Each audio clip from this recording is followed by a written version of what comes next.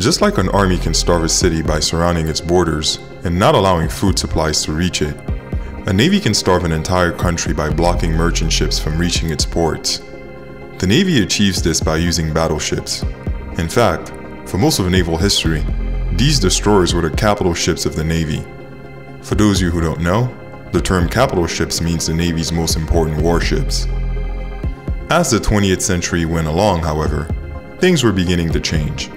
With the emergence of submarines and airplanes, battleships began to lose their significance. The event that truly marked this turning point was the sinking of the German battleship Bismarck after less than a year of service. The navies of the world found themselves in a crisis. In a journey towards self-recreation, new types of ships had to be deployed. And one of the early ships that helped the Navy become what it is today is now available for you to visit. This is the story of the USS Intrepid.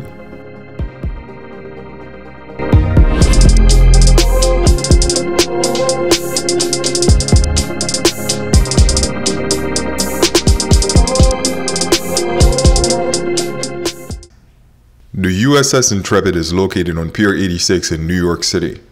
Pier 86 is proximal to Times Square, so getting to the ship is rather easy. The Intrepid was built in 1941 and deployed in 1943. This aircraft carrier boasts an impressive combat record, having served in World War II, the Cold War, and Vietnam. It was decommissioned in 1974 and was scheduled to be scrapped in 1978.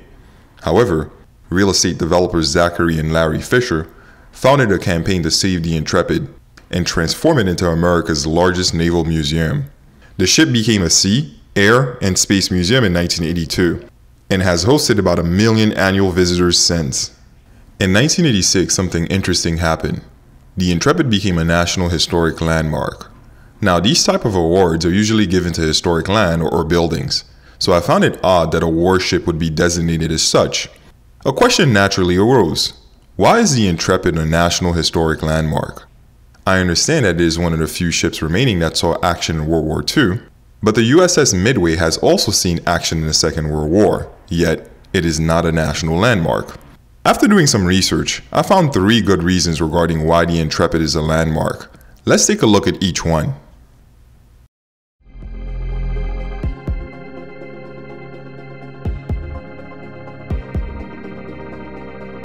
The USS Intrepid is part of the SX class. This class of vessels embodies the Navy's embrace of the aircraft carrier as its capital ships. The earlier carriers were smaller and allowed the Navy to test the potential of such vessels through extensive war games. This due diligence allowed naval engineers to grasp the qualities necessary for a fully capable aircraft carrier, and the SX class was born as a result. SX carriers are 60 feet longer, 10 feet wider, and a third heavier than a carrier class preceding it. The larger flight deck allows the SX class to hold 2 air squadrons, with the new doctrine focused on launching as many aircraft as possible within the smallest possible time window. The speed of launching fighter aircraft can be used to devastate an enemy at sea or support troops ashore. While a battleship might engage an enemy target a dozen miles away with its guns, an aircraft carrier can engage an enemy hundreds of miles away by launching its fighters. This new Navy, with an air power that can easily rival the Air Force, is the one we know and admire today.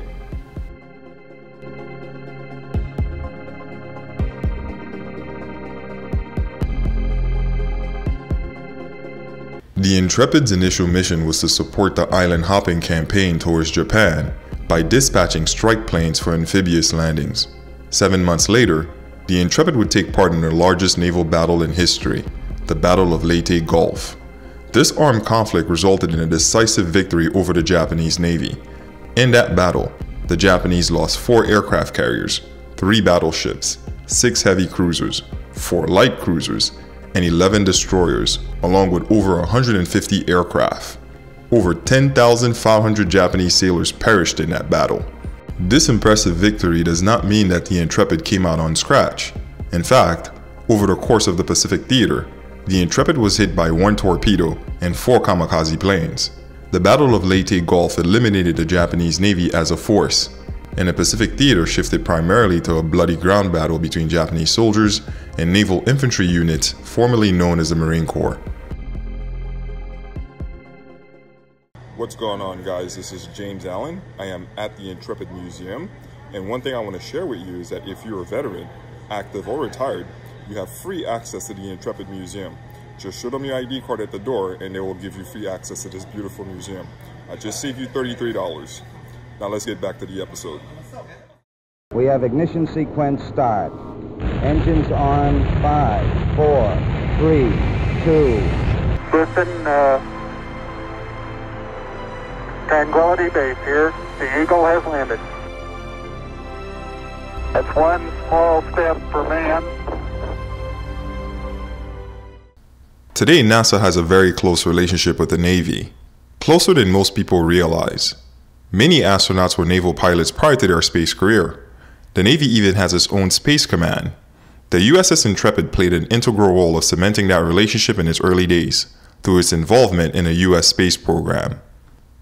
On May 24, 1962, the Aurora 7 space capsule was launched for a scientific mission to study liquids and weightlessness. The astronaut manning the capsule was Scott Carpenter. After completing 3 orbits in under 5 hours, a targeting error during re-entry took the capsule 250 miles off course. Aurora 7 splashed down into the Caribbean near Puerto Rico. After a frantic search, the Intrepid plucked the astronaut from the ocean by launching 2 helicopters to the rescue. After this incident, Scott Carpenter would leave NASA to work for the Navy Sea Lab program, a research to determine if humans can live underwater. The Gemini project was NASA's second human spaceflight program.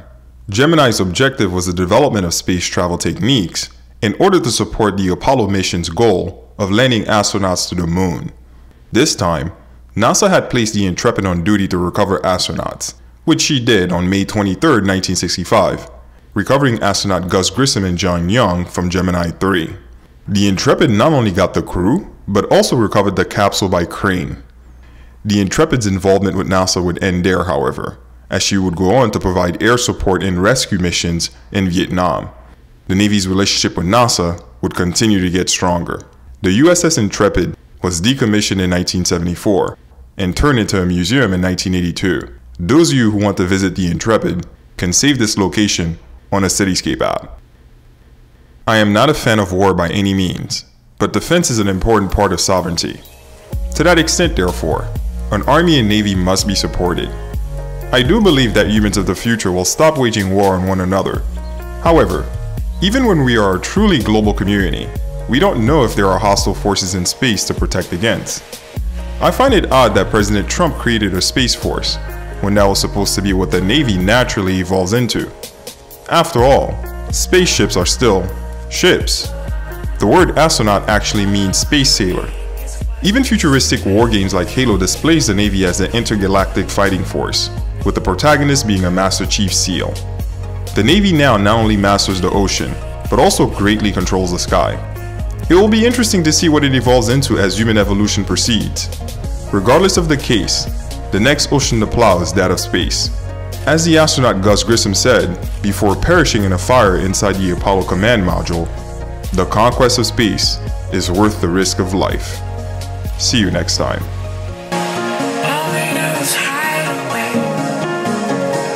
All we do is hide away. All we do is chase the day.